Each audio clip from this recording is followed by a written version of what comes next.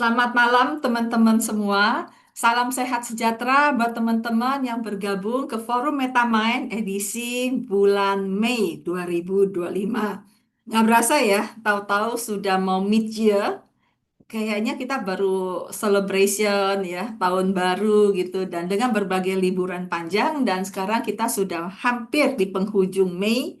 Masih 1 minggu sih. Lalu kemudian kita akan mulai dengan Juni mid dari 2025. Nah, senang sekali hari ini kita bisa berkumpul kembali. Kita akan discuss bareng, bahas bareng tentang sesuatu yang sering kita alami dalam kehidupan kita sehari-hari. Saya yakin semuanya familiar dengan kata-kata stres, begitu. Dan pada malam ini saya ingin mengajak kita untuk melihat tentang stres. Wah, tentang stres dan senangnya lagi adalah stres itu judulnya adalah stress management dilihat dari kacamata sistemik. Nah, teman-teman, bagi yang pertama kali bergabung, saya ucapkan selamat datang, selamat bergabung ke Forum Metamind.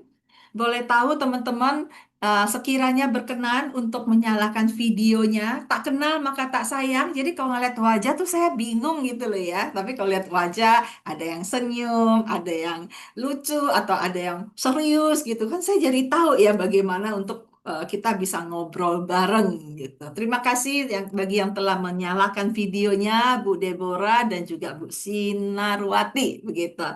Ya, Bu Gita, ayo terima kasih telah menyalakan video on-nya sudah oke. Dan juga Pak Randy, nice to see you Pak Randy. Wah, baik. Teman-teman, boleh tahu teman-teman dari Jakarta atau dari luar kota? Dari mana saja nih? Boleh diketik di chat Jakarta kah atau di luar kalau Pak Randy Makassar gitu ya. Wah, Pak Randy Makassar. Udah siap Bu gitu ya. Teman-teman yang lain boleh diketik di chat dari mana, dari kota mana. Di hari ini dari Tangerang, dari Bekasi, Jakarta coret lah ya Bu Gita. Iya, dari Bandung. Wah, salam dari Bandung. Salam buat Bandung begitu ya. Dan juga Bandung dan Bu Din dari Jogja ya Bu Din. Wah, namanya saja sudah Bu Din Jogja begitu. So, teman-teman, pada hari ini seperti yang saya bilang bahwa senang sekali bisa berkumpul kembali setelah 1 bulan dari acara uh, Forum Metamind. Bagi yang belum tahu, saya ingin sampaikan bahwa Forum Metamind adalah forum khusus untuk pembelajaran, teman-teman. Jadi diadakan setiap bulan pada hari Rabu bulan minggu ketiga. Jadi saya bilang gampangnya adalah tiga tiga. Jadi minggu ketiga, hari ketiga setiap bulan di mana kami akan membahas hal-hal yang berhubungan dengan people development, ya, tentang self, tentang others, dan khusus untuk tahun ini rencananya kita akan membahas tentang sistemik. Jadi seawalnya saya belajar tentang coach untuk perorangan, lalu kemudian saya memberikan training-training tentang coaching dan juga setelah coaching one on one dengan satu orang, maka berikutnya adalah tentang group and team coach, bagaimana mengcoach satu grup orang menjadi satu tim. Nah, dalam perjalanannya saya lihat bahwa itu saja belum cukup karena juga ada sistemik. Sistemik itu adalah bagaimana melihat secara overall ya, secara overall tentang sistemik itu sendiri. Jadi di dunia ini bukan hanya ada manusia, antara saya, kamu gitu ya, ada dia, ada kita, ada kami, dan selanjutnya ada kita dengan sekelompok orang, ada kita dengan perusahaan, ada perusahaan dengan perusahaan, perusahaan dengan alam, lingkungan, dan semakin besar, dan itulah sistemik. So, saya tertarik dengan sistemik dan mempelajari tentang keberadaan kita sebagai manusia dalam alam semesta ini, dan juga bagaimana interaksi kita dan lalu pengaruhnya ke diri kita. Maka semenjak bulan Desember eh, saya di forum MetaMind membawakan materi-materi yang selalu berkaitan dengan sistemik. Saya tadi pagi baru bahas dengan teman-teman di kantor, kita perhatikan ya berapa orang yang tertarik dengan sistemik, saya bilang. Karena kita nggak bicara soal jualan, kita nggak bicara soal mindset, tapi tentang mindset kita secara sistem. That's why saya welcome teman-teman yang baru bergabung. Kalau saya lihat di daftar, kayaknya banyak nama-nama baru deh. Jadi happy banget untuk berkenalan dengan teman-teman semua. Selamat malam, Pak Bagus. Salam kenal. Ya, baik teman-teman. Nah, berangkat dari keinginan saya untuk lebih mengeksplor bukan lagi tentang perorangan, bukan lagi tentang saya dengan tim, dinamika dalam tim, tapi juga dengan sistemik. Maka hari ini saya ingin mengajak teman-teman untuk melihat tentang stres dari kacamata sistemik. Izin saya akan sampaikan dulu slide perkenalan dulu teman-teman sebelum kita masuk ke inti materinya. Saya akan share screen supaya teman-teman bisa melihat apa yang sudah saya persiapkan untuk kita bahas bersama. Apakah teman-teman sudah melihat screen-nya? Boleh diberikan jempolnya? Oke, terima kasih Bu Ning. Thank you. Saya perlu respon supaya nggak. Ini ciri-ciri apa ya? Oke, so teman-teman Forum Metamain edisi bulan Mei, selamat datang sekali lagi bagi yang baru pertama kali bergabung. Forum ini terbuka untuk umum, tidak ada batasan sudah pernah ikut training atau belum, tidak ada batasan saya pekerjaannya coach atau bukan. Terbuka untuk semua orang yang tertarik dengan people development dan sekarang bahkan lebih advance lagi yaitu development diri kita dari kacamata sistemik. Apaan sih sistemik dari tadi Mariani ngomong sistemik, nanti kita bahas ya di materinya itu. Dan seperti biasa yang tadi saya sampaikan, ingat selalu minggu ketiga, hari ketiga.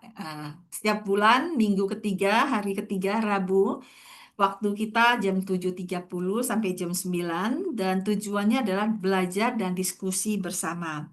Waktunya sangat singkat, 1,5 jam, sehingga saya selalu disclaimer bahwa ini tidak menawarkan solusi ya, tapi kita bahas bersama apa yang kita tahu ketahui, lalu kita diskusi bersama, analisa, dan biasanya akan muncul solusi dari situ. Jadi, besar harapan saya materi pembahasan ini bisa menjadi manfaat buat teman-teman semua. Ketika menjadi manfaat buat teman-teman, itu juga manfaat buat saya juga tentunya. That's why I sangat berterima kasih teman-teman yang kita mau saling sharing di sini nantinya. Nah, kemudian apa rule of the game-nya nih? Rule of the game-nya saya besar harapan saya suaranya mute. Ini udah langsung mute. Dan yang kedua adalah video on. Ini yang saya lagi challenging nih. Dulu waktu saya baru-baru online ya, orang-orang mau loh videonya on loh. Tapi sekarang orang-orang pada video off. Saya nganalisa, mungkin karena dulu tuh masih WFH ya, jadi orang banyak waktu di rumah nyalain. Sekarang ini banyak yang kerja, sehingga ketika pulang kerja mungkin dengar dalam perjalanan atau udah sampai rumah udah males nyalain apa video deh katanya gitu. So saya berusaha memahami dan memaklumi, tapi nanti waktu di akhir kita foto bersama, tampilkan wajahnya ya, biar kelihatan wajahnya gitu. Dan kemudian berikutnya adalah bahwa interaktif teman-teman, bagi yang mau bertanya silakan chat di kotak chat, ketik saja. Nungguin Mariani ngomong panjang, mendingan saya ketik dulu pertanyaannya, monggo. Atau ada yang mau tanya langsung, tolong kasih emotikon angkat tangannya. Mungkin saya tidak akan langsung menjawab, tapi angkat tangan itu memberikan saya tanda bahwa ada yang mau bertanya. Dan ketika banyak yang mau bertanya, angkat tangan itu menjadi nomor antrian. Jadi tolong bantu saya kalau mau bertanya pakai angkat emoticon lah yang ada di bawah teman-teman, sehingga saya tahu teman-teman mau bertanya. Oke ya teman-teman ya. Hmm. Oh, oke ya, ya, yang oke, oke, yang lain mungkin bingung kali di HP gimana cari oke-nya. Nah, teman-teman, waktu kita 90 menit seperti yang saya sampaikan, jadi mari kita manfaatkan seoptimal mungkin agar bisa kita bahas sebanyak-banyaknya. Biasanya kalau kelas online-nya Mariani itu bisa molor setengah jam. Wah, bagi yang udah pernah online tenang nanti Bumar molor gitu ya. Tapi kalau di sini enggak deh, hanya sampai jam 9. Dalam waktu 90 menit ini saya terbuka bila ada yang mau sharingkan case-nya. Bu Mar, saya punya case begini-begini gitu ya. Dan saya akan membahas juga. Makanya kalau di kelas-kelas online saya, itu bisa molor sampai setengah jam. Jadi bisa 2 jam, 2,5 jam. Itu karena juga saya sering lakukan coaching di kelas-kelas online. Nah, biasanya saya tidak rekam. Nah, hari ini forum MetaMind selalu ada recordingnya teman-teman. Itu supaya nanti bisa ulang lagi, sehingga saya tidak begitu banyak coaching. Ah, makanya waktunya selalu 90 menit. Nah, kemudian teman-teman nanti ya ingat di akhir sesi Ojo ditinggal dulu, kita foto bareng layar di on kan sehingga bisa kelihatan siapa-siapa orangnya dan biasanya foto ini bisa di-download kalau mau download di Instagram dari MetaMind. Oke, teman-teman, sepakat sepakat untuk setuju atau setuju untuk sepakat? Ya. Ini di balik layar nih, nggak bisa jawab nih, jadi saya asik. Baik, terima kasih teman-teman yang telah merespon. Dan malam ini saya akan membahas tentang stress management. Nah, kalau bicara soal stress management, ya, saya mau tanya teman-teman, pernah stres nggak? Pernah stres? Boleh dong diketik di chat. Kalau pernah, saya yakin semua mengaku pernah ya. Cuman seberapa seringnya stres gitu loh. Ada yang mau cerita setiap hari stres, setiap saat stres. Coba diketik di chat deh. Biasanya stres tuh hitungannya apa? Harian, mingguan, atau jam-jaman? Stres itu kata-kata yang dialami oleh banyak orang. Banyak orang mengatakan bahwa dirinya stres, em, dan em, stres itu bikin lanjutannya adalah depresi. Stres yang berkelanjutan menjadi depresi, dan kemudian ada yang frustasi dan ada yang berkepanjangan sampai masuk ke sakit mah, nggak bisa tidur. Wah, banyak deh cerita panjangnya. Lalu secara teori psikologi juga ada diterangkan bahwa stres itu ada yang stres yang berguna, eustress, di mana stres itu membuat kita jadi terpacu adrenalinnya. Gara-gara stres dia jadi semangat, gara-gara stres dia jadi bermotivasi. Misalnya lagi nggak ada duit gitu stres ya, dan karena kepepet akhirnya beneran lebih semangat nyari duit. Wah, itu bagus gitu ya. Itu bagus. Itu namanya eustress. Eustress adalah stres yang bermanfaat. Tapi di sisi lain ada yang distress. Distress itu stres yang jelek. Kalau tadi bagus nih, semakin stres semakin termotivasi. Nah, kalau saya bilang jelek tuh dalam tanda petik, mungkin ada yang bilang jelek kan relatif, Bu. Iya gitu ya. Tapi yang jelas ketika stres dia malah tambah drop. Stres yang tidak bikin dia motivasi, tapi malah drop, demotivasi, dan nggak ada duit nih. Kalau yang tadi, waduh, gue perlu duit nih ya, jadi perlu semangat untuk mencari duit. Tapi yang ini nggak, aduh, nggak punya duit nih, ekonomi lagi susah lagi, aduh gimana, dan dipikirin, wah itu di-stres deh ya. So, stres itu ada dua secara psikologi, eustress dan distress. Namun berita bahagianya hari ini, wah berita bahagianya nih ya, tapi saya disclaimer dulu bagi teman-teman yang mendengar kalimat saya ini, jangan buru-buru tinggalin Zoom-nya ya, karena kalau hanya di depan doang, nggak ikut akhirnya, jadi nggak tahu konklusinya. Yang saya mau sampaikan gini, bahwa stres itu bukan hanya urusan pribadi. Itu berita bahagianya ya. Karena selama ini kalau stres tuh kayaknya gue yang bermasalah, gue yang stres gitu kan. Salah saya di mana gitu. Dan di neurosemantics kita belajar tentang inside out. Bagaimana pemberdayaan dari kita ke luar. Nah, hari ini teman-teman yang telah lama belajar neurosemantik mungkin akan kaget dengerin si Mariani bilang stres itu bukan hanya urusan pribadi. Nah, loh, Bu Mar mau ngomong apa nih gitu? Karena hari ini saya akan membahas stres dari kacamata sistemik, seperti yang saya sampaikan tadi bahwa saya lagi mengeksplor dunia sistemik. Jadi setiap forum MetaMind terhitung mulai dari Desember, selalu topik saya adalah tentang sistemik, walaupun urusannya adalah urusan perorangan, sehingga stres pun dari kacamata sistemik, teman-teman. Asik kan? Jadi bagi yang lagi stres, hore, ternyata bukan hanya urusan gue gitu. Ada nggak yang seneng gitu? Baiklah. Nah, apa sih tujuan objektif dari pembelajaran kita hari ini? Objektifnya satu adalah saya ingin mengajak teman-teman lebih memahami stres. Saya yakin setiap orang mengaku pernah stres. Jangankan mengaku, memang stres kok gitu ya. Dan kalau memang sering stres, ngapain dibuat stres? Bersahabat aja sama stres kan, karena udah akrab, sudah kenal gitu toh. Kenyataannya banyak yang stres dan kemudian kebawa ke badan. Nah, di malam ini, saya ingin mengajak teman-teman melihat stres dari perspektif konvensional dan juga sistemik. Mohon maaf, tenggorokan saya mendadak kering, saya minum dulu ya. Ini gara-gara stres nih, jadi gatel. Waduh, menyalakan stres. Stres tuh paling enak dibuat jadi kambing hitam loh. Stres nih gue, nggak ngapa-ngapain gitu kan. Stres nih gue, nggak bisa closing. Udah deh. Nah, memahami stres dari perspektif konvensional dan juga dari perspektif sistemik.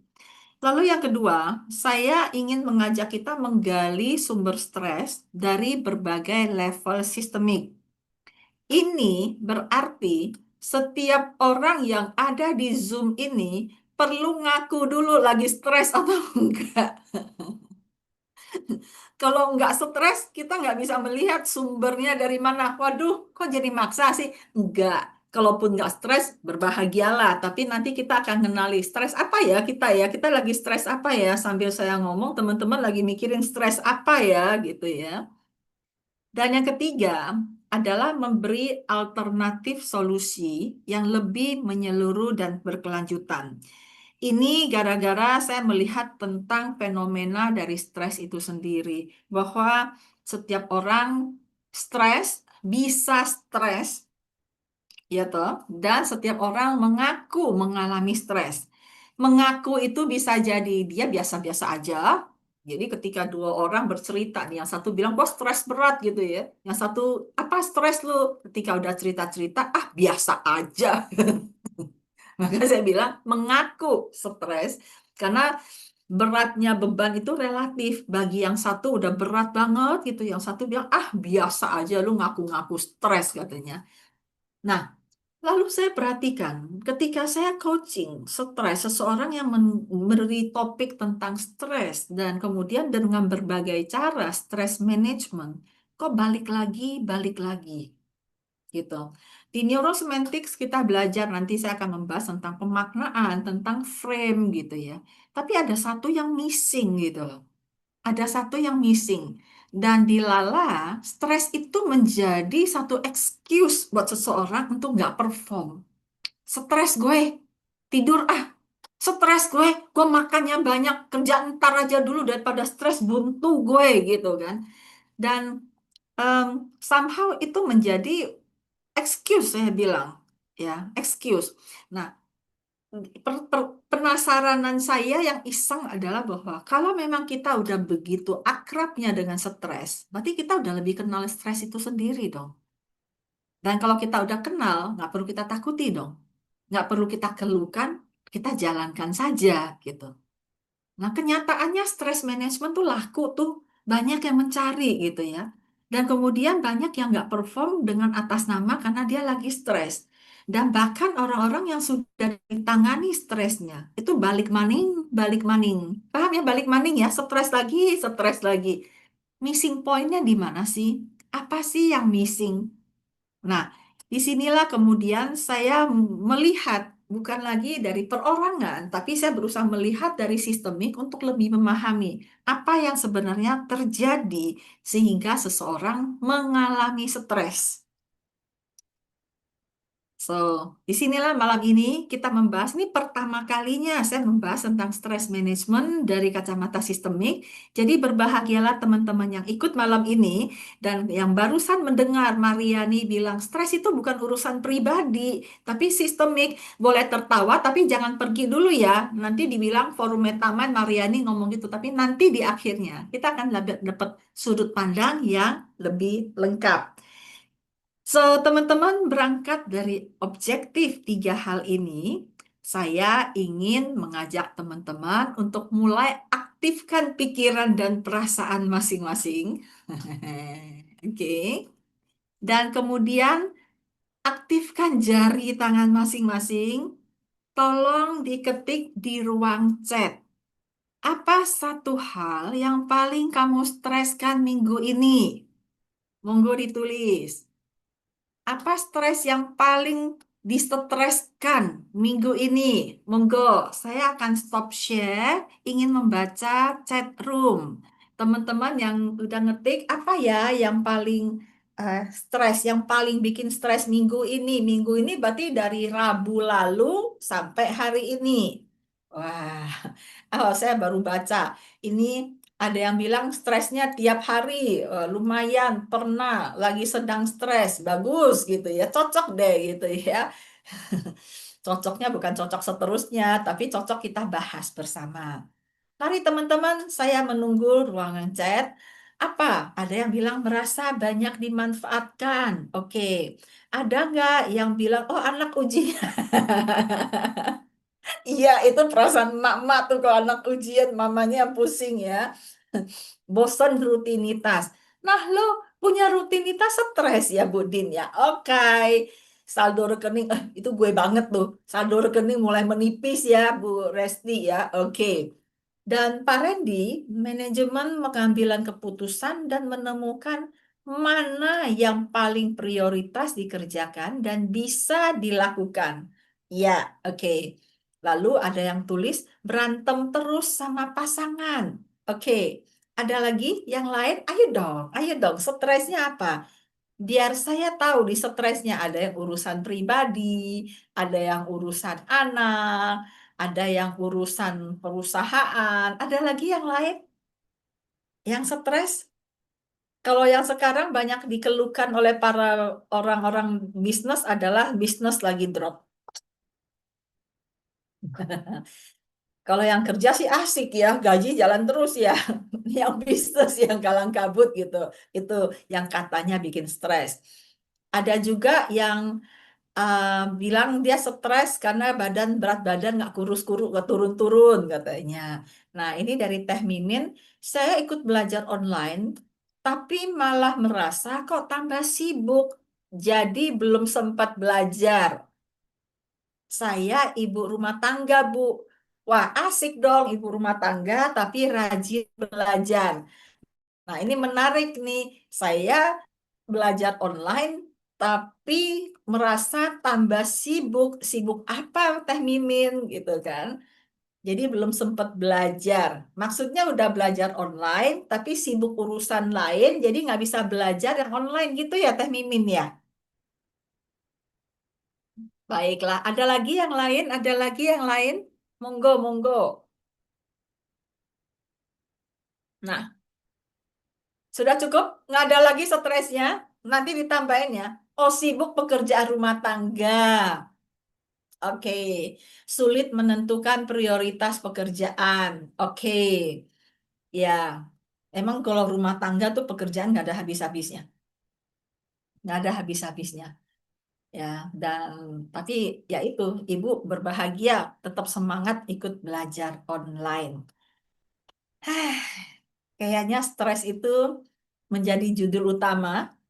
Setiap orang, saya yakin setiap orang pernah mengalami stres. Saya penasaran loh, teman-teman di sini, adakah yang tidak pernah stres? Adakah yang tidak pernah stres? Kalau ada, mau dong ditulis. Ada?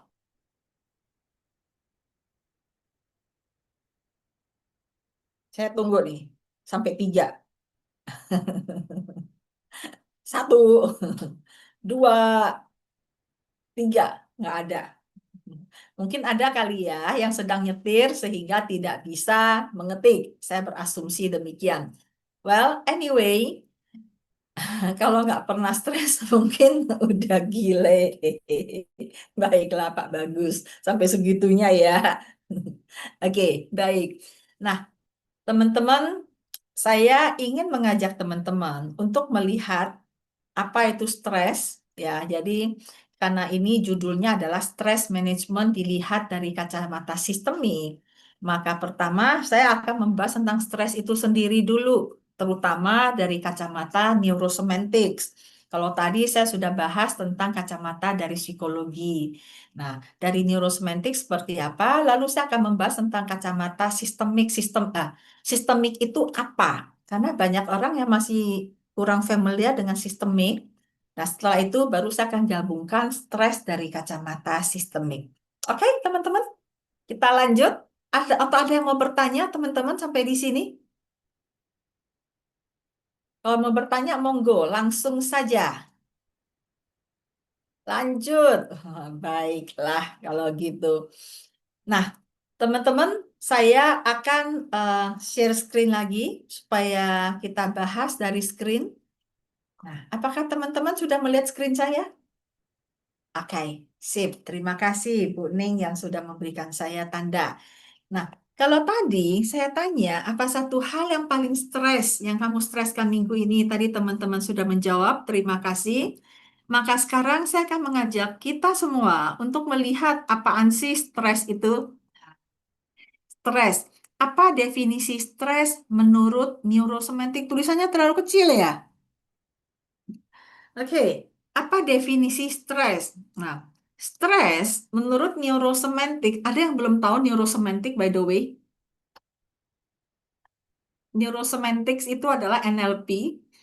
NLP itu apa? NLP itu adalah satu metode, satu pendekatan yang mempelajari tentang bagaimana linguistik, kata-kata, bahasa, baik verbal maupun nonverbal, itu memprogram neuro kita. Jadi kalau saya sih bilang gampangnya gini, mulutmu harimaumu, apa yang diomongin itu bisa jadi senjata makan tuan. Ketika gue bilang gue gagal, merasa gagal gitu ya. So ini tentang belajar tentang psikologi manusia tapi dalam bentuk applied. Sedangkan neurosemantik sendiri adalah banyak berfokus pada mindset seseorang dan terutama adalah frame tentang kerangka berpikir. Jadi kalau dilihat itu adalah tentang psikologi, cuma dia nggak belajar teori-teori psikologi, belajar tentang applied-nya, ya aplikasinya langsung.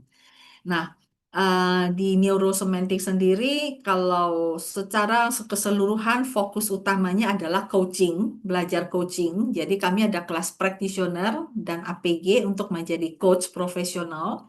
Namun di kelas practitioner sendiri yang 9 hari itu juga ada terapi-terapinya. Jadi itu adalah NLP, begitu. Nah, kalau kita lihat di sini, kalau menurut neurosemantics, stres adalah respon internal terhadap persepsi ancaman. Benar nggak gitu? Respon kita secara internal terhadap persepsi ancaman, bukan ancaman, tapi persepsi.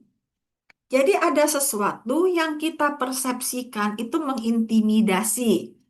Ya, misalnya sering ribut dengan pasangan. Ada apa gerangan? Ada dari bisa jadi ada sesuatu omongan atau perilaku dari pasangan yang menurut kita itu mengintimidasi sehingga membuat kita jadi stres. Akhirnya ribut, ya toh? Atau tentang keputusan. Bingung, belum ambil, nggak bisa susun prioritas, akhirnya jadi stres. Karena apa?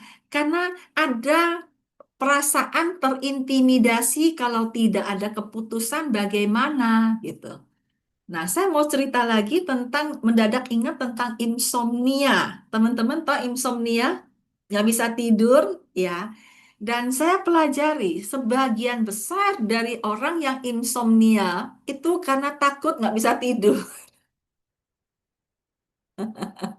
Jadi dia stres karena dia nggak bisa tidur. Ketika dia nggak bisa tidur, misalnya satu hari dia minum kopi lah misalnya, malam hari dia nggak tidur. Ya kata orang kan minum kopi seger ya. Kalau saya minum kopi mau tidur tidur aja sih. Tapi ada orang yang minum kopi nggak tidur karena nggak tidur. Aduh, kok gua nggak bisa tidur ya dia bilang. Dan kemudian, aduh, kok gue nggak bisa tidur ya, dia sampai jam 2 jam 3 pagi, akhirnya capek sendiri tidur gitu ya. Tapi dia udah punya persepsi bahwa gue nggak bisa tidur. Dan besoknya, karena dia punya kerjaan, dia sibuk-sibuk, dia mikir, kerjaan gue, pikirin kerjaan kantor, sementara the next day-nya dia perlu ada meeting. Nah, karena dia sudah banyak kerjaan, banyak pikiran, nggak bisa tidur, ditambah lagi dia bilang, aduh, memang saya nggak bisa tidur. Jadi dia menambahkan sendiri, dan akhirnya dia takut nggak bisa tidur karena besoknya mau meeting. Akhirnya apa? Dia merasa terancam. Kalau nggak bisa tidur, bahaya. Akhirnya stres dan akhirnya disitulah insomnia terjadi. Jadi stres itu timbul karena respon internal terhadap persepsi ancaman, bukan ancaman yang sebenarnya. Dan kemudian stres bukan berawal dari peristiwa di luar, bukan fakta. Contoh orang tadi, dia nggak bisa tidur, ya iyalah habis minum kopi sore-sore misalnya, ya kan? Lalu kemudian besoknya kebetulan dia lagi banyak mikirin kerjaan, jadi otaknya jalan terus, mikir terus, akhirnya dia nggak bisa tidur, dan dia punya persepsi, kemarin saya nggak bisa tidur, memang saya nggak bisa tidur. Jadi bukan fakta, hanya persepsi, lalu kemudian dia apa memberi makna bahwa saya nggak bisa tidur, saya susah tidur, dia bilang. Dan akhirnya apa? Stresnya jadi hanya dari secangkir kopi yang kebetulan dia minum kopi nggak bisa tidur dan kebetulan besoknya ada kerjaan dia banyak mikir, kebetulan plus kebetulan jadian dan dia memberikan persepsi dan kemudian dia merasa terintimidasi. Ya iyalah kalau misalnya nggak bisa tidur kan besok pagi mau meeting nggak bisa seger kan. So, stres bukan dari peristiwa di luar, tapi dari makna yang kita berikan, baik sadar maupun tidak sadar. Pernah nggak terjadi begitu, teman-teman? Ya. Dan kemudian yang ketiga, stres adalah hasil dari frame yang tidak memberdayakan. Seandainya saja dia bilang, ya sudahlah, tidur nggak tidur, yang penting nanti capek tidur sendiri, nggak apa-apa gitu ya. Santai-santai aja dia tidur. Tapi ketika dia bilang matilah gua kena insomnia, padahal besok gua mau meeting lagi gimana dong, dak? So dia memberikan frame kalau insomnia, dia memberikan kerangka, membingkai dirinya sebagai orang yang insomnia, lalu membingkai dirinya bahwa kalau nggak bisa tidur, nggak bisa meeting, dan akhirnya jadilah stres yang berlanjut. So, ini adalah penjelasan stres menurut neurosemantik, teman-teman. Ya, stres bisa muncul dari struktur berpikir yang tidak ekologis. Contohnya adalah terlalu apa ya, tidak ekologis. Contoh tadi yang tidak tidur deh, dia nggak tidur, kurang tidur sebenarnya bukan tidak tidur, kurang tidur 2 hari, oke. Dan kemudian hari berikutnya ketika dia mau meeting, secara ekologi apakah dia akan segar? Kalau dia hanya tidak tidur 2 hari, kurang tidur, mungkin masih bisa ya dia bangun olahraga sedikit ya, habis meeting tidur lagi gitu kan. Dan itu, tapi ada juga yang memberikan eh, apa ya frame-frame yang tidak ekologis itu contohnya adalah buat mereka yang sering pakai kata harus. Saya harus mengambil keputusan hari ini, padahal datanya baru ada besok. Nggak ekologis kan? Gimana nggak stres gitu? Saya harus, wah, saya, nah, saya jadi ingat yang anaknya mau ulangan, mudah-mudahan tidak ada kata harus, nilainya 10.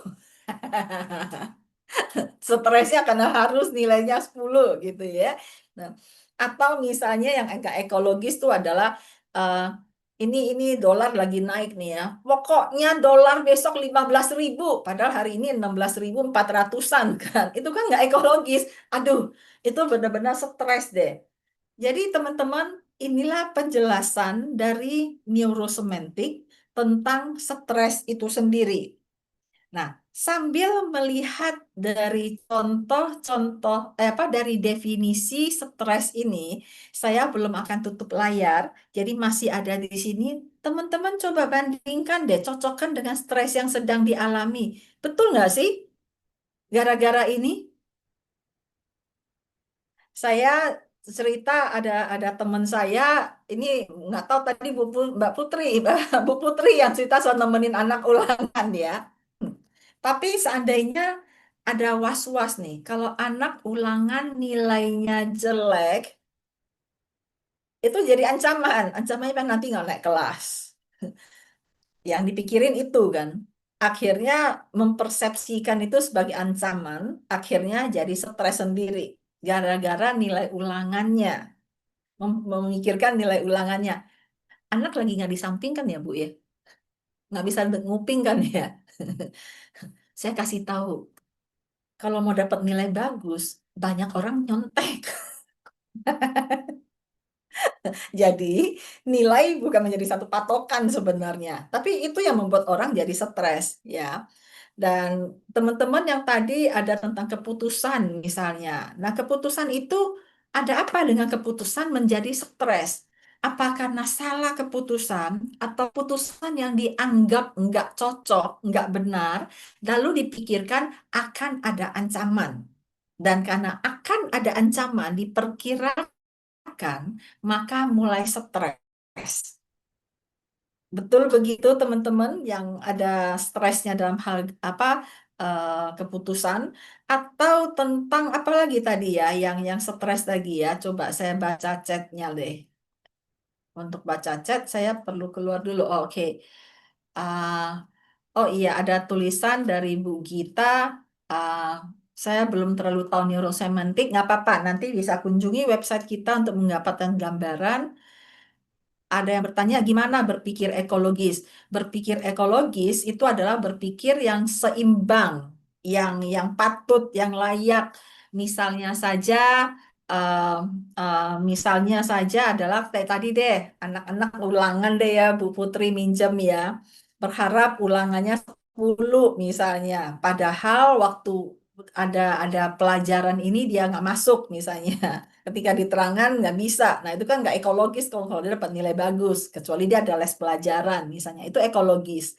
Jadi ekologis itu adalah sesuatu yang masuk di akal, ya, make sense. Dan secara kesel adalah ada keseimbangannya, make sense lah ya. Nah kemudian ada eh, karena sudah berucap negatif, badan kita merespon negatif. Iya, betul sekali. Dan saya mau tadi mau ketemu dengan mau cari yang itu loh, yang stresnya. Oh, sulit menentukan prioritas pekerjaan. Oke, kalau memang sulit, ya sulit aja nggak apa-apa, gitu kan. Kita cari cara. Tapi ketika stres muncul, ketika ada bilang, ayo lu, kalau tidak bisa nentuin prioritas kerjaan, begitu terus gimana, gitu kan. Nah, itu yang bikin stres. Memikirkan konsekuensinya yang dianggap mengancam, intimidasi, membahayakan. Lalu kemudian ada lagi, tadi saya sudah bahas tentang uh, berantem sama pasangan, ada saldo rekening, betul. Kalau saldo rekeningnya menipis, itu gimana gitu ya. Mau makan, mau gajian, wah, itu bagaimana jadi terinti. Ya, itu adalah contoh-contoh. Dan ingat bahwa itu bukan kenyataan, tapi itu adalah persepsi kita, ya, persepsi kita. Nah, saya akan stop share dulu, teman-teman. Mungkin ada yang teman-teman mau sharing, kira-kira cocok nggak stresnya dari mana? Ya, kata Bu Sinarwati, betul Bu, konsekuensinya. Kalau nggak bisa nentuin prioritas, bagaimana? Oh iya, saya, tadi saya baru cerita sama Bu Ning, kayaknya saya ADHD deh, saya nggak bisa fokus. Ada satu masa, saya stres karena saya nggak bisa fokus, Bu Ning. Ya, jadi saya mau kerjaan ini, saya malah kerjaan yang lain gitu. Dan saya mulai merasa bersalah, merasa tidak berguna, dan merasa menyia-nyiakan waktu dan nggak merasa kerja gitu. Karena saya udah punya planning nih mau ngerjain A, B, C gitu ya. Tapi pada kenyataannya saya malah kerjain yang C, yang D gitu ya. Dan akhirnya stres sendiri. Yang saya stres itu bukan soal kerja atau enggak, tapi saya stres kok saya nggak bisa fokus. Saya stres kok saya perasaan bersalah saya, perasaan saya membuang-buang waktu. Dan akhirnya stres berkepanjangan. Itulah salah satu stres yang kalau dibilang ada dalam pikiran sendiri, ya memang itu. Make sense buat teman-teman? Mungkin teman-teman ada yang mau bilang, iya Bu, semua kan ada konsekuensinya. Setuju. Udah tahu kan konsekuensinya? Dan selalu ada resiko. Apa beda konsekuensi sama resiko? Kalau konsekuensi kita sudah tahu bakal terjadi kalau kita tidak melakukan sesuatu. Kita sudah tahu gitu loh. Sementara resiko itu kita belum tahu apa yang akan terjadi, tapi selalu ada resikonya kalau tidak melakukan atau kalau melakukan sesuatu. Nah, ada orang yang perlu kepastian sehingga tidak ada konsekuensi, tidak ada resiko. Dan ketika berada dalam ketidakpastian, stresnya bukan main. Karena apa? Merasa akan ada ancaman. Dan itulah kemudian respon. Dan responnya tuh aneh-aneh loh. Ada yang stres nggak bisa makan, nggak bisa tidur gitu kan ya. Ada yang stres bisa nggak mandi. Tapi ada juga yang stres makan melulu gitu. Nah, saya termasuk yang kalau stres makan melulu gitu ya. Ada aja yang saya pilih gitu. Jadi, eh, well, so setiap orang punya cara untuk coping stresnya sendiri. Teman-teman ada yang mau ditanyakan atau mau disampaikan terkait dengan definisi dari neurosemantik? Monggo. Bertanya, bertanya, kata Bu Rosida, lanjut. Teman-teman yang lain? Bu, kalau mau tanya tentang yang tadi merasa dimanfaatkan atau itu gimana ya cara copingnya? Oke, baik. Ini kita bahas dari neurosemantik ya. Ketika merasa dimanfaatkan, maka pertanyaan saya, stres itu apa? Apa yang bikin stres dari merasa dimanfaatkan? Jadi merasa kayaknya ya itu ya habis waktu terus kayaknya kok selama ini yang dikerjain sia-sia semua gitu nggak ada hasilnya. Sedangkan kita misalnya kenalin nih orang, terus orangnya mah udah kemana-mana lah udah berhasil, kitanya kayaknya ditinggalin sendiri gitu udah nggak ini aja lah gitu nggak ada hasilnya lah gitu gitu. Ya, so di sini terdengar apa yang Bu sampaikan tadi, bahwa stres itu muncul karena merasa nggak ada hasil apa-apa, Bu. Begitu ya. Iya betul Bu. Dimanfaatkan, Heeh. lalu orang mah udah Dan kemana-mana, saya masih ditinggalkan gitu Bu, mau ditinggalkan. ditinggalkan. Heeh.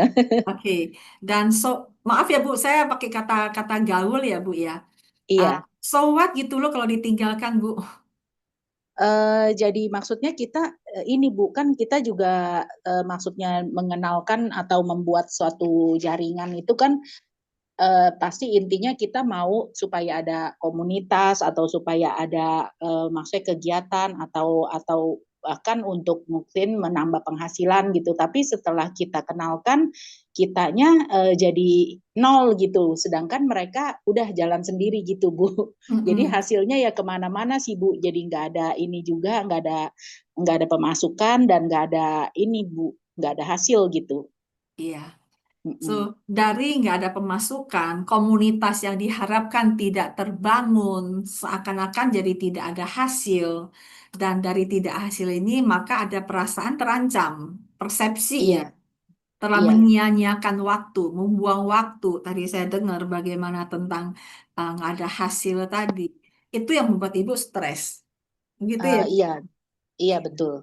Nah, kalau dari neurosemantics, ini adalah tentang makna yang diberikan. Bahwa saya dimanfaatkan. Karena ketika saya berusaha bangun komunitas, ketika ini mereka sudah berhasil pergi begitu saja. Begitu kan, Bu? Itu makna yang kita Iya, berikan. iya Nah, betul karena Bu. mereka berhasil, mereka pergi gitu saja.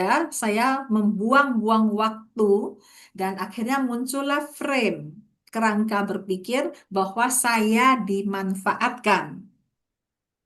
Nah, kalau dari neurosemantik, saya ngomong neurosemantik ya, belum sistemik Iya, ya. Kalau iya, dari neurosemantik, yang kita perlu lakukan adalah kita merevisit frame itu, mereview kembali. Apakah ibu dimanfaatkan? Atau, nah ini saya karena bukan lagi coaching, saya mengajak lihat sudut pandang yang lain ya. Banyak orang berharap berdoa agar bisa menjadi saluran manfaat buat orang lain. Ada kan? iya, Begitu kan? Artinya bahwa walaupun komunitas yang ibu bangun belum berhasil, tapi paling nggak mereka berhasil berkat ibu, ya toh? Ibu iya, mengajak mereka dan kemudian mereka berhasil, walaupun akhirnya mereka pergi, tapi paling nggak mereka berhasil kan, Bu? iya. Berhasil sih Bu. Nah, Cuma kalau ibu, setelah sekian lama banyak sekali kan Bu kejadian kayak gitu terus iya, terulang berapa puluh tahun gitu. Jadi iya, kadang-kadang ada perasaan kan sempat belajar juga bahwa oh reframing begitu kan. Tapi iya. lama-lama mikir kok begini-gini terus. Lama-lama senep juga ya, Bu ya. Lama-lama senep juga, maksudnya orang udah yang kita kenalin udah sampai kayak gimana gitu, udah jadi bos gede, kita kok gini-gini terus, apa kita Iya, bodoh, apa gimana gitu. iya. Betul sekali. Saya setuju dengan Ibu. That's why saya akan membahas dari kacamata sistemik ya, Bu. Ya, sistemik. Iya, Kalau tadi dari neurosemantik kita melihat maka kita perlu merevisit kembali, mengunjungi, meninjau kembali frame yang kita berikan, apakah Ibu dimanfaatkan atau sebaliknya Ibu telah bermanfaat buat mereka, bukan di, tapi ber. Buktinya mereka berhasil gitu toh. Nah, eh, yang pertanyaannya sekarang adalah ancamannya. Nah, ini yang kemudian kita akan bahas dari kacamata sistemik ya, Bu. Mudah-mudahan dari sistemik ini nanti Ibu mendapatkan jawabannya. ya So, Bu. terima kasih Bu Klesia. Sabar ya, Bu. Makasih Bu. Iya Ya, Bu. kita akan bahas itu Iya sama-sama. Bu. Ya, dan juga teman-teman yang lain, yuk mari kita melanjutkan eh, pembahasan kita untuk melihat dari kacamata sistemik. Kalau tadi dari neurosemantik kita sudah mengenal, maka mari kita lihat apa sih sistemik itu. Sistemik, ini gambaran bahwa banyak orang stres, kemudian healing, meditasi gitu ya. Karena stres adalah masalah individu, maka solusinya adalah teknik individu, relaksasi, healing, rekreasi. Nah, sekarang dari kacamata sistemik, apa sih sistemik? Sistemik itu membicarakan tentang keterhubungan sistem yang ada di dalam dunia ini. So, di dunia ini sistem saya secara perorangan itu sistem bukan? Secara perorangan saya adalah sistem. Sistem apa? Sistem peredaran darah saya, sistem cara saya berpikir, sistem kesehatan saya, sistem. So, ini adalah semua adalah satu orang itu satu sistem. Gimana contohnya? Ada sistematika saya. Sistematika saya misalnya begitu tenggorokan gatal saya langsung ngambil minum. Itu kan sistematikanya. Ya, jadi tenggorokan saya gatal. Tadi kering bukan gatal, kering. Saya paksain malah gatal. Maka secara otomatis, secara sistem saya langsung ngambil minum, minum. Jadi udah lebih lembut gitu, nggak kering lagi. Nah, itu adalah sistem pemikiran saya dalam merespon leher saya, tenggorokan saya yang kering. Setiap manusia punya sistemnya. Kita bicara tentang tumbuh-tumbuhan, pohon. Pohon ada nggak sistemnya? Tentang apa tuh? Bu Putri pasti tahu anak-anak sekolah belajar apa sih yang masak di siang hari? Apa aku jadi lupa? Fotosintesis, Bu. Fotosintesis. Itu juga sistem kan. Bagaimana pohon itu mengambil air dari akar, lalu memasak dengan sinar matahari di daun, itu adalah satu sistem fotosintesis dalam rangka untuk pertumbuhan sebatang pohon atau tumbuhan. So, ada sistem manusia, ada sistem pohon, belum lagi sistem di kantor gitu ya. Kantor ada sistem gajian, ada sistem kerja, belum lagi sistem IT-nya. So, ada sistem. Nah, sistemik membahas tentang keterhubungan sistem-sistem ini. Itu namanya sistemik. Contoh, saya lagi ngajar, leher saya kering. Secara sistematis ya, jadi secara otomatis karena kering, lalu berpikir nih sistem di dalam pikiran saya perlu minuman. Nah, karena perlu minuman, saya minum. Nah, ketika saya minum, otomatis zoomnya berhenti kan? Nah, karena zoomnya berhenti, teman-teman yang di sana juga bisa ngambil minuman lagi. Atau ada yang bilang, ah mumpung Bu Mar berhenti, saya ke WC dulu gitu. Itu kan mempengaruhi sistem sana tuh. Sehingga tanpa sadar ini menjadi sistemik. Nah itu secara sederhananya. Make sense buat teman-teman? Nah, saya tertarik dengan sistemik untuk melihat secara makro. Bahwa manusia itu tidak sendiri. Jadi ketika kita bicara sistemik, itu adalah tentang segala sesuatu saling terhubung. Perubahan satu elemen mempengaruhi yang lain, interconnected, interdependency. Make sense buat teman-teman tentang sistemik ini? Itu prinsipnya. Dan kemudian kalau kacamatanya stres ini, stres dari kacamata sistemik. Kalau tadi kan stres itu karena pola pikir saya, karena mindset saya, karena makna yang saya berikan, karena respon internal ya begitu ya Bu Klesia ya, makna yang saya berikan, Ya, Bu. framingnya gitu.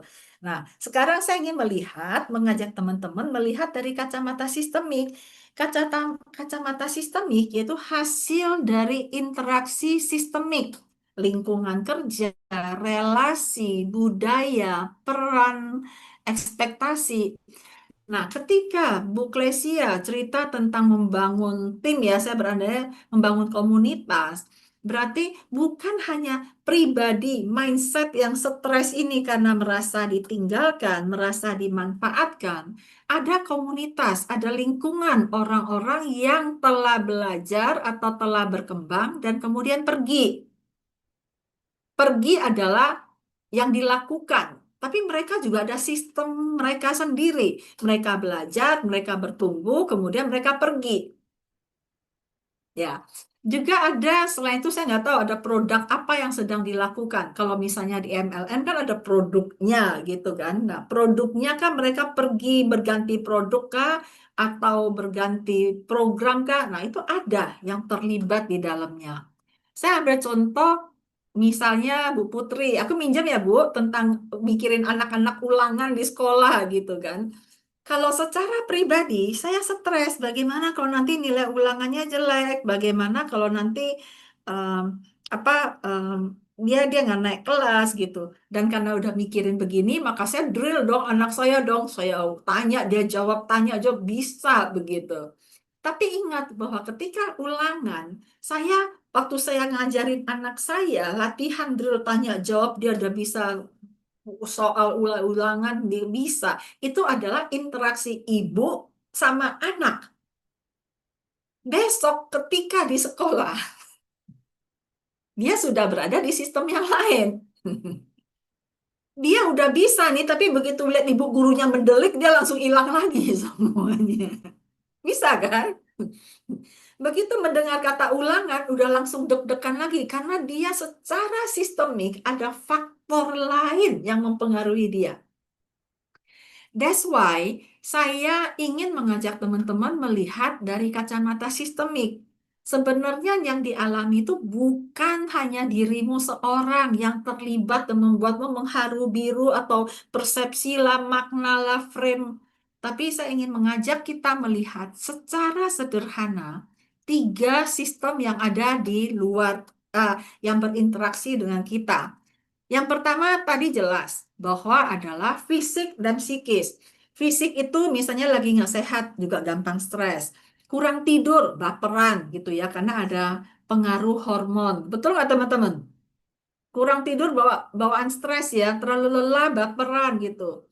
Nah, fisik mempengaruhi juga psikis kita, mindset kita, belief system kita, dan akhirnya itu adalah sistem intrapersonal kita yang biasa saya sebut sebagai self. Oke, di neurosemantik banyak membahas tentang self. Lalu kemudian sistem yang kedua adalah sistem dengan orang-orang.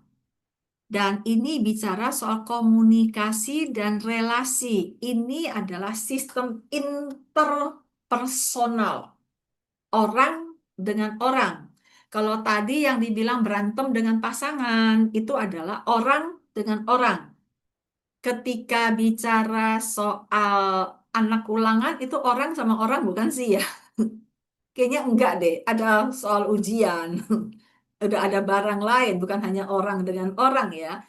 Ketika bicara soal nggak bisa menyusun prioritas pekerjaan misalnya, itu adalah interpersonal atau bukan ya? Kalau interpersonal itu adalah hubungan saya dengan seseorang, dengan pasangan misalnya, atau hubungan saya dengan atasan saya, hubungan saya dengan tim saya, itu yang bikin stres. Itu adalah masih antar dua sistem. Dan ini umumnya terjadi karena komunikasi dan itu tentang hubungan, relasi. Nah, dalam case-nya Bu Klesia, saya belum jelas apa yang di konteksnya apa. Namun yang jelas saya mendengar Bu Klesia bercerita bahwa orang-orang meninggalkan saya. Saya dimanfaatkan. Saya dimanfaatkan itu adalah frame-nya yang Ibu bingkai bahwa Ibu dimanfaatkan.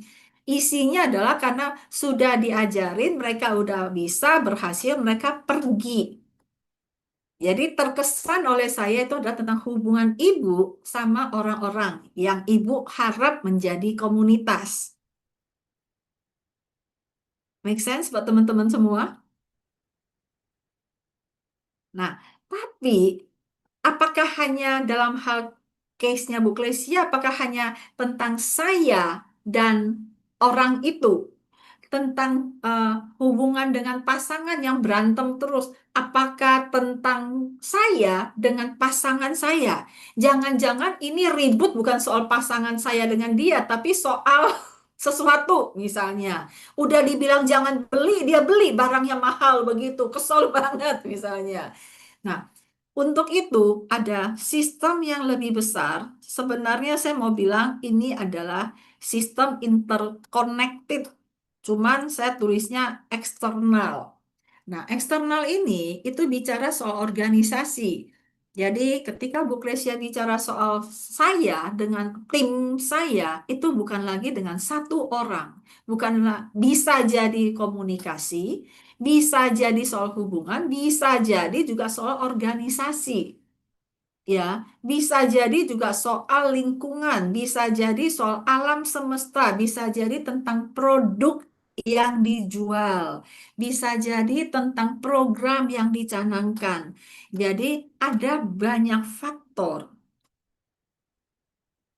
yang membuat seseorang stres, teman-teman. Makanya di awal saya bilang stres itu bukan tentang dirimu sendiri. Kalau dari kacamata sistemik, stres itu timbul betul bahwa itu adalah respon internal karena merasakan ada persepsi ancaman. Nah, tapi bukan melulu lalu kita melihat maknanya. Saya di sini ingin mengajak teman-teman untuk melihat realitanya secara sistemik. Ini stres tentang apa?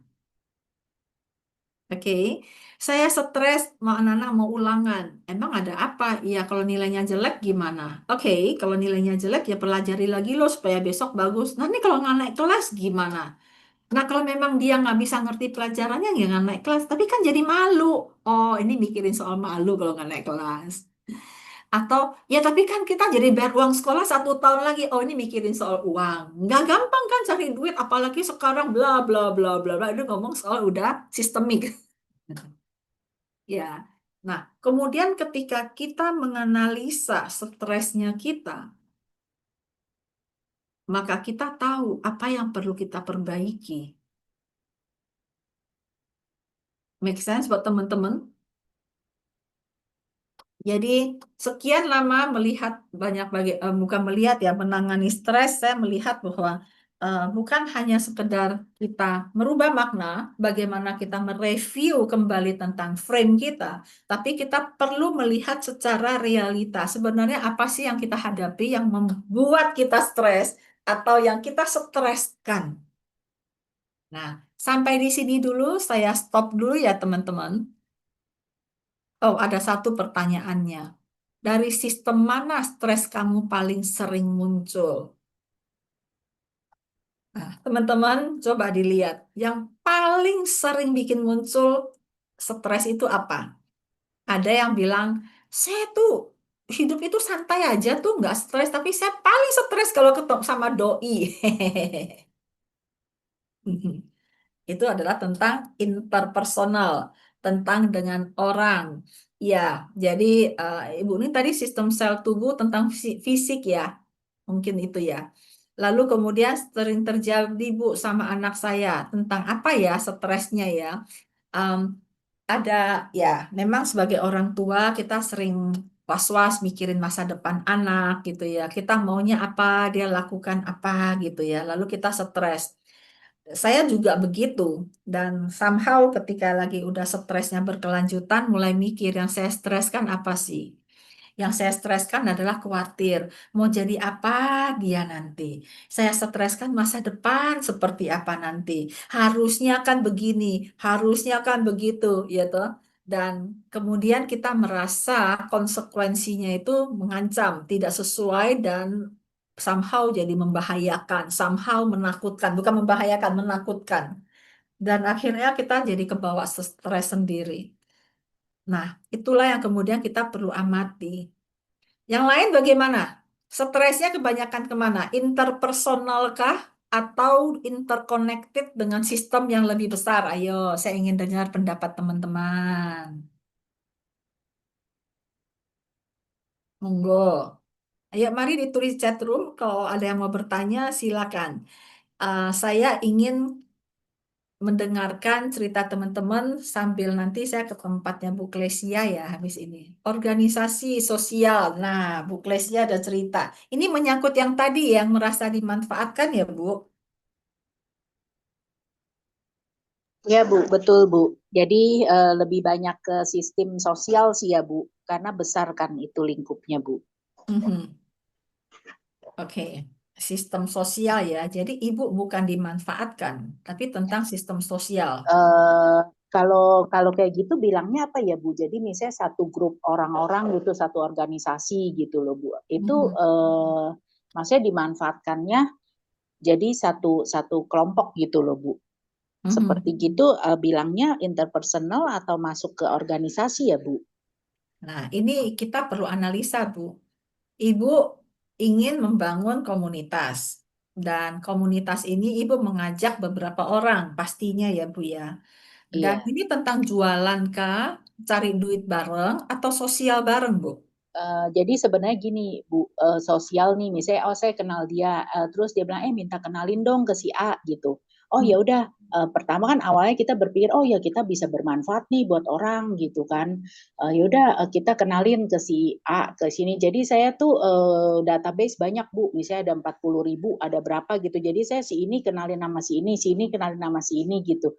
Jadi ujung-ujungnya oh dia kok ini kan saya bisnisnya ini ya, kok dia jadi ke situ ya sama orang itu. Jadi ibaratnya kita kayak kepotong gitu loh Bu. Misalnya nih saya kan nggak berpikir panjang gitu bahwa oh misalnya saya kan di properti, saya kenalin dia ke orang itu, ternyata kok dia jadi masuk ke situ ya, jadi belinya sama dia ya, kok bukan nama saya gitu yang saya kenalin. Jadi Oke, semrawut gitu Bu, jadi kayak benang oke, kusut. Nah itu oke. bilangnya apa interpersonal apa ini Bu? Nah, secara interpersonal, Ibu adalah memperkenalkan mereka tanpa ada nilai-nilai menjual kan, Bu? Iya, nggak ada nilai menjual sih. Awalnya kan kita bermaksud ya kita nggak apa-apa lah memberi manfaat. Si A butuh ini kerjaan atau si A butuh bisnis ini, kita Mhm. kenalkan ke si B gitu. Mhm. Nah, terus Ya. ujung-ujungnya lah kok mereka jadi padahal mereka udah tahu nih awalnya saya di bisnis ini ya gitu. Nanti kalau kamu ini kan maksudnya kamu mau kenal sama dia ya nggak apa-apa lah kamu sama dia nggak ada hubungan sama properti. Ternyata kok jadi bikin sesuatu yang ini gitu yang berhubungan dengan properti yang malah mematikan saya gitu, Bu. Nah, itu dia. Ketika Ibu bilang mematikan Ibu, apa yang mereka lakukan? Apakah mereka tahu bahwa yang mereka lakukan itu mematikan Ibu? Itu satu. Kedua, apakah itu sengaja mereka lakukan? Atau jangan-jangan ketika Ibu memperkenalkan, itu hanya sekedar memperkenalkan tanpa pernah berpikir akan berujung ke nilai bisnis. Eh, Beberapa ada yang memang sepertinya sih sengaja, tapi ada beberapa yang kayaknya nggak terpikir. Mungkin gitu, Iya, Bu. Mereka karena oh iya, iya ya nggak kepikir juga ya kelas gitu. iya, itu Ada dia. juga, Bu. Nah, Campur.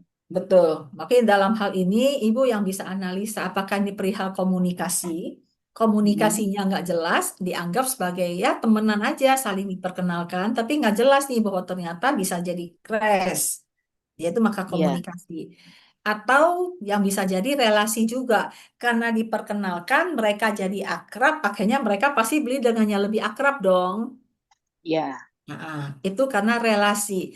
Nah, apa sih gunanya kita memperhatikan ini? Karena kita jadi tahu letak koreksinya di mana. Letak koreksinya di mana? Koreksinya adalah kalau memang ini adalah komunikasi, maka ibu perlu lebih memikirkan kembali bentuk komunikasinya. Memperkenalkan sih memperkenalkan, tapi kalau mau beli properti ingat saya ya, misalnya nggak tahu lah cara komunikasinya seperti apa. Atau menjaga relasi. Karena kalau udah banyak temen nih ya, kita kenalkan, kadang-kadang kita lost kan, karena kita sibuk dengan kerjaan kita dan akhirnya mereka akan network sendiri. So, ini bisa menjadi koreksi. Ada hal yang perlu diperbaiki dalam komunikasi dan relasi. So, bagi teman-teman yang lain juga sama, memperhatikan seperti gitu. Saya ingin mengajak teman-teman untuk melihat secara realistis.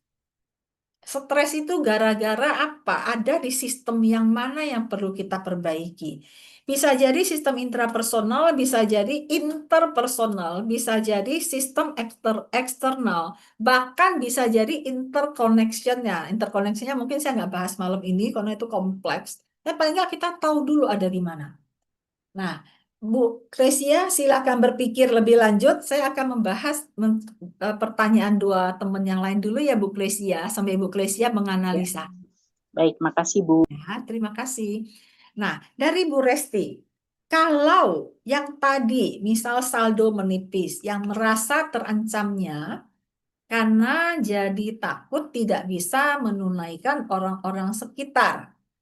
Nah, kalau udah ngomong hak orang-orang sekitar, apakah itu interpersonal? Bisa jadi itu bukan interpersonal, tapi itu udah sistem eksternal, udah sistemik. Satu, kalau misalnya saya dengan orang itu, maka itu adalah tentang komunikasi saya. Tapi kalau saya bicara soal hak orang itu, maka ada faktor lain. Ibu bicara misalnya kalau menipis saya nggak bisa gajian misalnya gitu. Dan kalau nggak bisa gajian itu pengaruhnya bukan hanya pada orang itu, pada keluarganya, pada cicilan rumahnya, dan banyak hal kan. Dan juga kemudian ketika ibu bilang saldo menipis, maka bukan tentang diri ibu, tapi uang ibu. Uang itu adalah eksternal. Maka ketika bilang saldo menipis, ini saldo bank kan ya, saldo rekening kan. So, saldo rekening itu sesuatu yang sifatnya eksternal. So, ketika saldo rekeningnya menipis, maka pengaruhnya adalah ke hak orang itu. Yang akhirnya akan pengaruh ke sekolah, ke uang sekolah anaknya, ke keluarganya. Itu adalah interconnected, ya. Itu adalah eksternal. Nah, kalau sudah begitu, koreksinya di mana? Saya juga akan stres kalau saldo menipis gitu kan. Apalagi ini berhubungan dengan orang. Nah, yang menjadi masalah apa? Saldo menipis. Kalau tidak mau mengganggu hak-hak orang, tidak terancam, tidak nggak mau stres, maka saya perlu mikirin bagaimana cara saldonya dinaikin, ya. Jadi kita perlu berpikir bagaimana menaikkan saldonya. Make sense buat Bu Resti?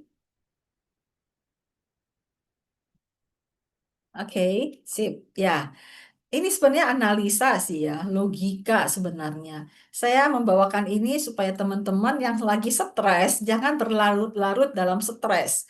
Yuk, kita jangan bawa perasaan, tapi kita mulai menganalisa secara kognitif, apa sih yang kita hadapi gitu.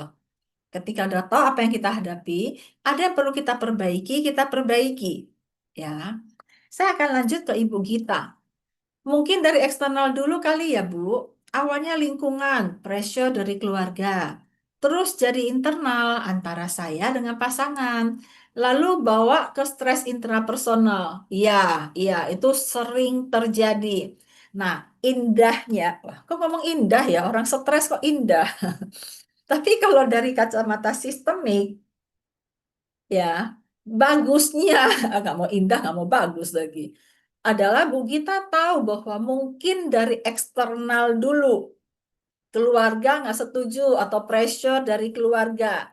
Nah, kemudian intrapersonal. Artinya, kalau dari eksternal, eksternalnya diperbaiki loh.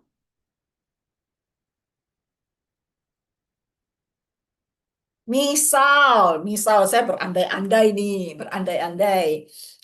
Eksternalnya ngasih pressure karena komunikasi saya dengan eksternal kurang bagus, misalnya. Saya perbaiki loh dengan eksternal. Karena kalau saya ribut sama pasangan nggak lucu nih terus-terusan. Sementara sumbernya bukan sumbernya, ya awalnya adalah dari sini, keluarga besar. Maka yang ini yang saya perlu perbaiki. Make sense buat Ibu? Ya, saya bicara seakan-akan kita bisa perbaiki gitu ya. Bagaimana kalau nggak bisa? Itu nanti ada lagi di slide berikutnya. Tapi paling nggak kita mulai menganalisa dari mana munculnya. Kalau kita nggak tahu dari mana analisanya, pokoknya gue stres deh. Lalu kemudian berusaha merubah meaning, merubah frame. Wah, stres berkelanjutan tuh. Oke, saya merubah meaning. Hidup ini adalah tantangan misalnya ya. Ya inilah dinamika. Oke. Ketika ada pressure lagi, balik lagi gitu. So, kita perlu menganalisa. Nah, teman-teman, ketika kita menganalisa secara sistemik ini, maka otomatis kita melepaskan emosi kita. Kita tidak bawa lagi ke rasa, tapi kita menganalisa itu adalah kognitif berpikir. Stres itu karena emosi, apa perasaan merasa terancam tadi itu loh. Nah, ketika kita terlalu membawakan perasaan, ingat bahwa seluruh badan kita bisa merasakan. Maka ketika kita ke bawah perasaan badan kita yang paling merasakan, makanya nggak nafsu makan, ya nggak bisa tidur, dan akhirnya orang bilang kalau udah emosi logika nggak jalan. That's why ketika kita berpikir sistemik, ya, maka kita otomatis melepaskan perasaan itu untuk menganalisa. Dan ketika menganalisa, kita jadi tahu apa sih yang kita hadapin. Make sense buat teman-teman? Gampang kan? Jadi kalau stres, jangan dibawa larut ya. Dipikirin ini tentang gue, tentang gue sama dia, atau ada interconnected nih yang lebih besar. Yang mana yang perlu gue perbaikin? Dalam tanda petik perbaiki itu bukan berarti pakai palu atau obeng, bukan ya.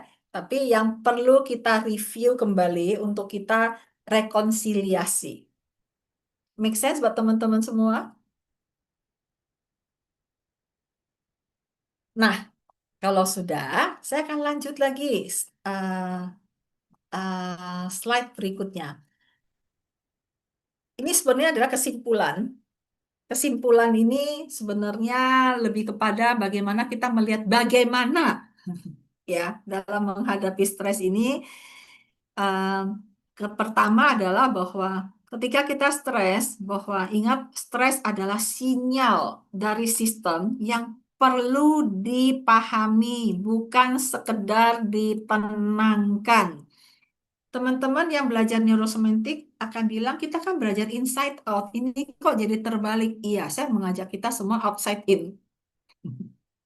Melihat dari eksternal apa yang perlu kita lakukan. Apa yang perlu kita lakukan berarti di sini inside out. Tapi jangan buru-buru berubah meaning, berubah frame. Lihat dulu eksternalnya. Ya. Lalu yang kedua adalah dengan pendekatan sistemik, kita kenali secara menyeluruh agar stres itu tidak muncul kembali. Jadi contoh dalam hal anak sekolah misalnya, kalau misalnya anak saya mau ulangan, saya stres, bawaan saya kan uring-uringan tuh. Uring-uringan, aduh anak ulangan bisa nggak ya? Belum belajar nih, gini-gini. Akhirnya kita bawaannya stres, muka kita wih, gahar gitu ya. Dan anak lihat kita, Mama kalau mau ulangan kok stres ya, berarti ulangan tuh menakutkan loh. Waduh, anak ikut stres gitu. Dan ketika anak ikut stres, akhirnya apa? Nggak tahu yang mana duluan, anaknya tegang ya. Di rumah belajar bisa sampai di sekolah tegang. Dan ketika sampai di sekolah tegang, lupa deh yang dipelajarin. Belum lagi ketemu ibu gurunya yang mendelik gitu ya. Atau ibu gurunya say something yang kemudian jadi nggak asik gitu. So, kalau kita terus melakukan itu akan balik lagi, dan balik lagi. Nah, dari sini, ya, kalau itu adalah sinyal. Dan kemudian kita mulai memahami keterhubungannya. Oh, karena ini, maka begini. Maka ini akibatnya adalah ini. Maka yang mana yang perlu saya perbaiki? Dan kemudian setelah analisa, yang ketiga ini adalah bahwa penanganan stres dimulai dari sistem yang terkecil, yaitu dari diri kita sendiri. Contoh, keuangan apa tadi Bu Resti, saldo menipis nih gitu kan. Saldo menipis gimana? Yang salah saldonya. Oke, terus gimana? Duduk aja manyun gitu kan nggak bisa. Apa yang perlu saya lakukan untuk menaikkan kembali saldo rekening? Oke, kata Buman, sistemik adalah melihat, oh, salahnya di saldo. Oke, terus gimana ya? Udah, saya nggak stres lagi, itu salah salah. Ya nggak juga dong. Saya perlu memikirkannya. Nah, misalnya tentang hubungan keluarga tadi, ini tentang keluarga besar misalnya. Maka, oke, saya perlu berupaya bagaimana bisa mengkomunikasikannya sehingga hubungan jadi lebih baik. Paling enggak sudah ada kesepahaman sehingga tidak lagi terlalu banyak pressure. Sekarang pertanyaan saya, kalau kita bicara soal diri, kita bisa merubah diri kita. Ya, bicara komunikasi dengan seseorang. Tapi kalau orangnya dablek gitu loh, keras kepala, kekeh melekeh gitu ya, saya akan berupaya mencari jalan supaya bisa komunikasi sama dia. Tapi ternyata dia malah menghina saya. Terus apa? Yang salah dia.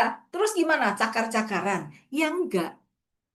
Yang perubahan terbesar, penanganan adalah dari intrapersonal. Di situ mulailah muncul bagaimana kita beradaptasi, di mana kita mengenal yang namanya garis kewarasan. Ada hal-hal yang memang bisa kita kontrol, ada hal-hal yang memang bisa kita ubah, tapi ada hal-hal yang memang di luar kontrol kita. Nah, di situ kita belajar tentang garis kewarasan. Kalau saya berusaha komunikasi sama si A, ternyata A-nya keras kepala, keke meleke, udah salah, nggak mau ngaku, lalu saya stres. Ya elah, dia yang keke meleke, kok dirimu yang stres? Nah, Kalau sudah begitu, ingatlah bahwa beradaptasi memang dia orang yang begitu, maka kitalah yang mulai, baiklah, saya tidak akan stres, itu bukan ancaman bagi saya, tapi saya terima memang dia begitu dan saya perlu susun strategi bagaimana berkomunikasi atau nggak komunikasi sama sekali. Itu pun pilihan. Jangan dibuat stres oleh hal-hal yang memang di luar kontrol kita. Bagaimana dengan soal saldo yang menipis gitu ya? Ya kita akan berupaya untuk mencarinya. Tapi lah dilala COVID gitu ya waktu itu ya. Itu kan berhenti tuh bisnis tuh. Ada hal-hal yang memang di luar kendali kita. Nah, kalau memang ada hal-hal yang di luar kendali secara sistemik, disitulah muncul kata acceptance, menerima. Kalau tadi beradaptasi, ya ada bagian menerimanya, karena kita nggak bisa membuat orang lain melakukan yang kita mau. Maka di sini kita juga tidak bisa memaksa lingkungan.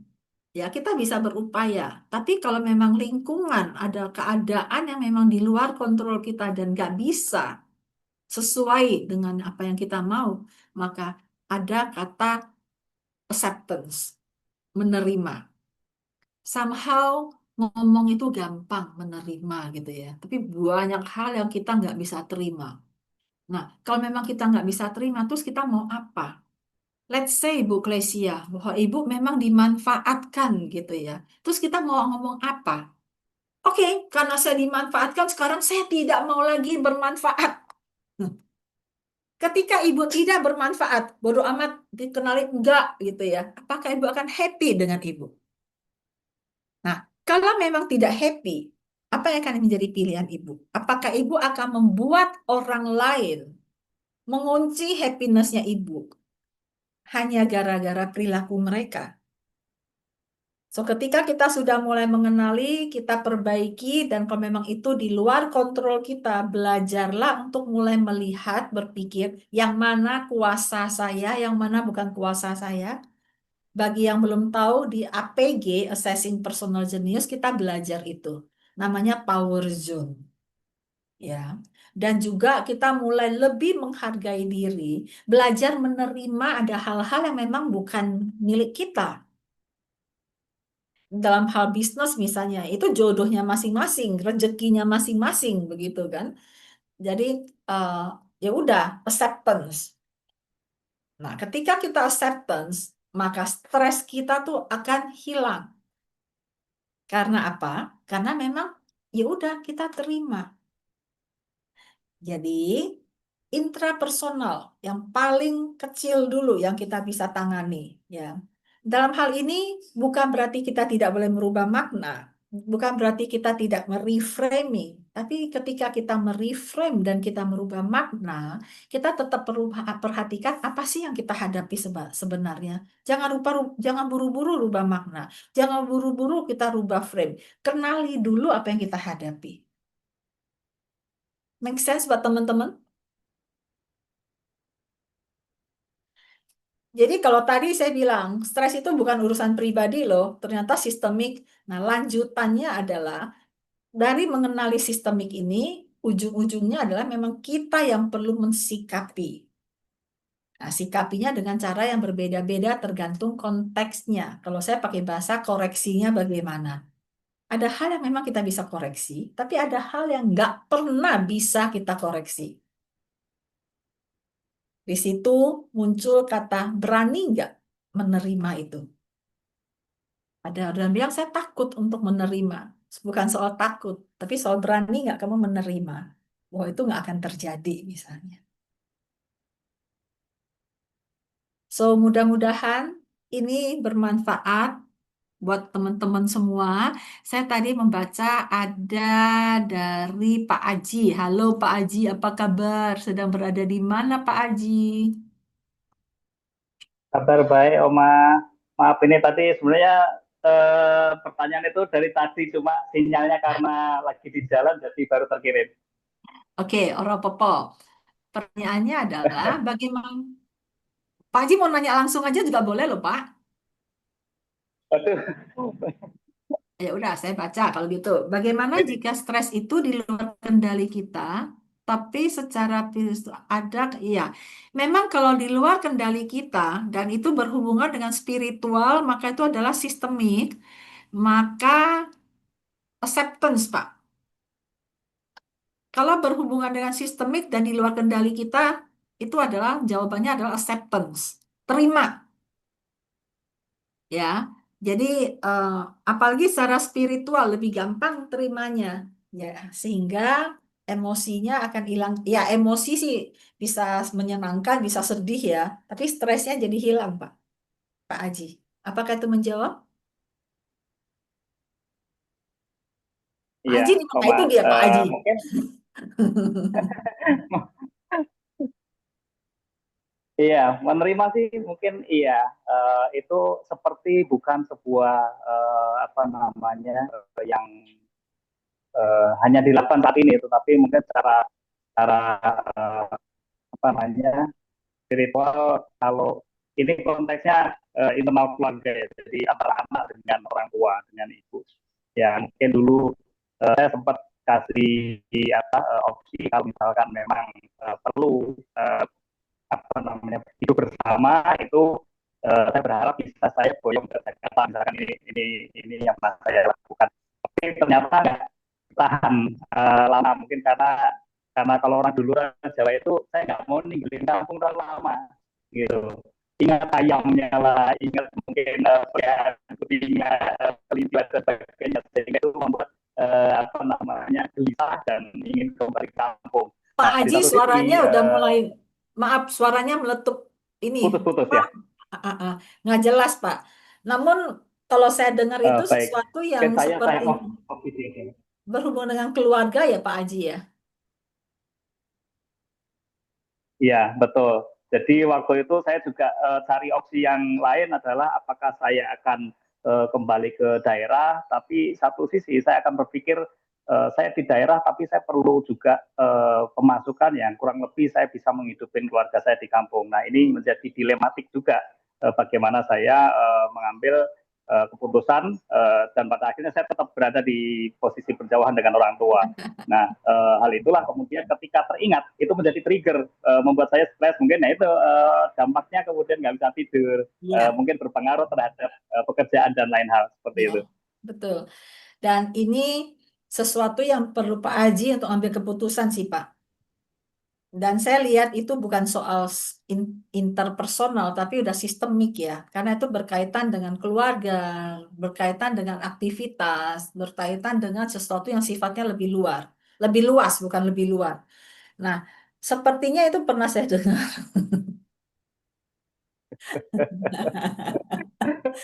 Jadi Iya, iya, pertanyaan saya mau sampai kapan, Pak Haji?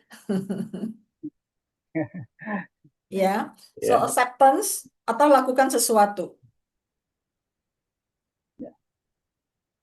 Kalau saya lihat ceritanya, which is udah pernah saya dengar, maka ini bukan acceptance yang Bapak butuhkan. You need to do something, Pak.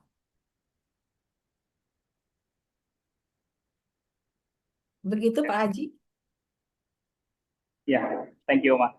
Sami-sami, sami-sami. Dan terakhir dari Bu Resti, betulin dulu intrapersonal termasuk frame-nya iya. Tapi ingat, jangan langsung rubah frame, rubah makna sebelum analisa dulu kalau lagi stres. Ini soal apa? Ya, merubah frame, merubah makna, tapi misalnya cara komunikasi nggak diperbaiki, cara hubungannya tidak diperbaiki, maka itu sama aja bohong gitu loh teman-teman. Oke?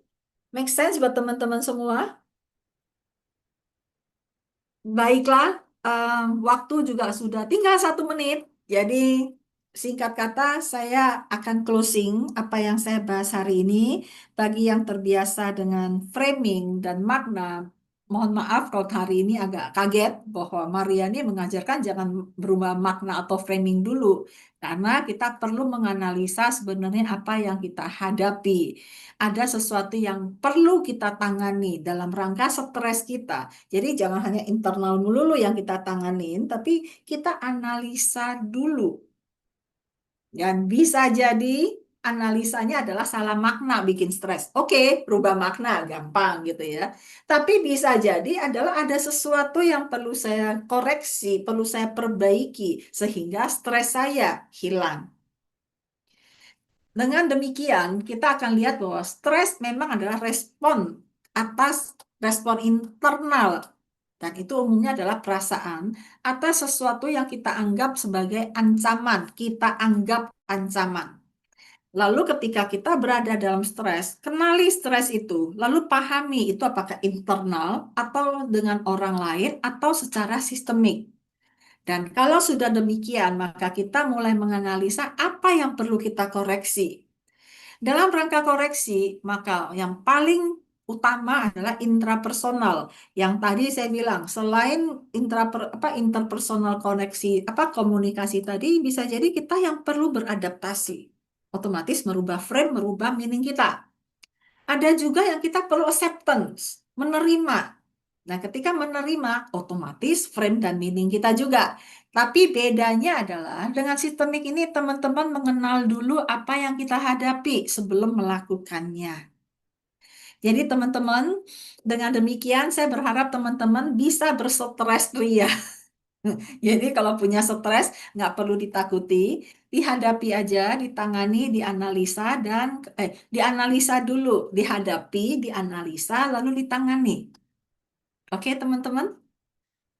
So, kita foto bareng dulu yuk sebelum kita akhiri pembicaraan acara kita. Boleh saya minta tolong teman-teman untuk menampilkan wajahnya dan kita bisa foto bareng. Terima kasih Bu Deborah. Akhirnya saya melihat wajah Ibu, Bu. Terima kasih Bu Klesia. Pak Aji, ayo dong wajahnya ditampilkan. Ya, ada juga Pak Purwaji Aji. Wah, ada Pak Bagus, terima kasih. Ada Bu Novi. Kayaknya tadi ada Bu Dele deh. Ya, Bu Ning, terima kasih. Kita tidak chat dulu ya supaya bisa difoto bareng-bareng. Saya akan mulai ngambil foto. 1, 2, 3. Iya, Bu Dele, salam kangen buat Bunda. Sekali lagi ya, sekali lagi. Ada lagi yang memunculkan wajah? Iya, Bu Resti. Akhirnya saya melihat dirimu. 1, 2, 3. Oke, sip. Nah, teman-teman, mudah-mudahan sesi ini bermanfaat buat teman-teman semua. Saya berharap Forum Metamind bisa menjadi saluran buat kebermanfaatan kita bersama. Jadi apa yang saya sharingkan hari ini bisa teman-teman manfaatkan dan juga bisa diketok tularkan ketika teman-teman di samping kita stres. Bantu mereka untuk mulai menganalisa secara sistemik. Oke, teman-teman? Baiklah, kalau begitu kita akhiri pertemuan kita. Teman-teman stay dulu di dalam WAG ya, WhatsApp grupnya, karena besok akan dikirimkan link dan juga materi. Pada mau nggak materinya yang di PDF tadi, yang di PowerPoint? Oke, baiklah. Senang saya lihat ada yang mau, jadi saya bisa bagi kalau nggak sia-sia gitu ya. Rekaman dan juga manual PDF-nya nanti besok akan dikirimkan di grup. Dan di grup nanti juga akan bertahan selama 1 bulan sampai forum Metamind berikutnya. Biasanya H-1 itu akan dibubarkan dan teman-teman juga bisa langsung bergabung dengan grup induk kami. Banyak diskusinya di grup induk sih. Kalau di grup yang bulanan kayaknya jarang. Jadi teman-teman silakan diskusikan apa saja yang mau teman-teman diskusikan. Kebetulan minggu-minggu ini saya lagi sibuk, jadi saya nggak banyak muncul, hanya selamat pagi, selamat sore gitu ya. Tapi tetaplah bahwa hatiku berada di dirimu, begitu. Baik teman-teman, selamat beristirahat, eh, selamat malam dan have a relaxed night buat teman-teman semua. Terima kasih. Terima kasih Bu Terima Mar. kasih Bu Terima kasih. Maria. Terima kasih Bu Mar. Iya. Makasih.